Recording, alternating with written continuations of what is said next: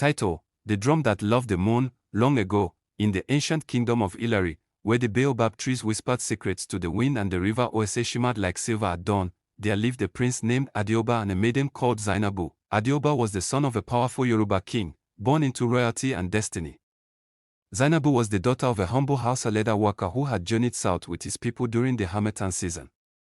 Though strangers in the land, her family carried dignity in their craft and songs in their hearts. From the first day Adeoba saw Zainabu at the marketplace, her laughter bright as brass bells, her eyes deep like the northern desert night, his heart beat like the talking drum at festival time. But their love was forbidden. The elders had long decreed that the royal blood must remain pure as the sacred river.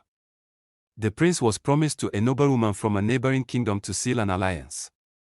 To love a stranger, and one from a different tribe, was seen as betrayal, not just of family, but of tradition. Yet love is stubborn. Under the cover of twilight, when the moon rose like a watchful mother, Adeoba would slip past the palace guards to meet Zainabu by the old Iroko tree.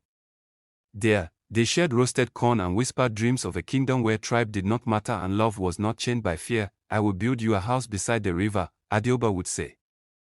"And I will fill it with songs from the north and south," Zainabu would reply. But secrets do not sleep forever. One night, a palace guard followed the prince.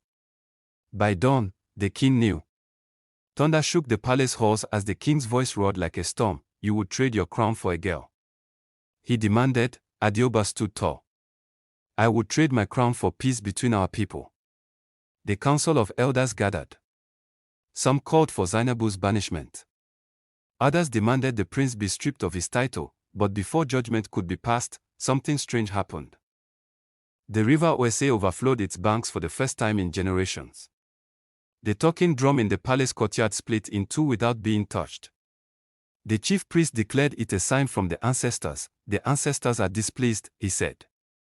"Not because of love, but because of hatred." The oldest elder, whose beard was white as cotton, rose slowly. "We have fought wars over tribe. We have buried sons because of pride. Perhaps this love is not a curse, but a bridge." Silence filled the hall. In the end, the king made a choice that would be told for generations. He allowed the marriage, but declared that their union would mark a new era. Festivals would now celebrate all tribes. Trade routes would open wider. Songs of the north and south would be sung together. Adeoba did not lose his crown. Instead, he wore it beside Zainabu, whose wedding beads carried both Yoruba coral and Hausa silver, and so the people learned that love, like the river, cannot be forced into one path forever. To this day, elders in Ilari say, "When the drum beats for the moon, do not silence it.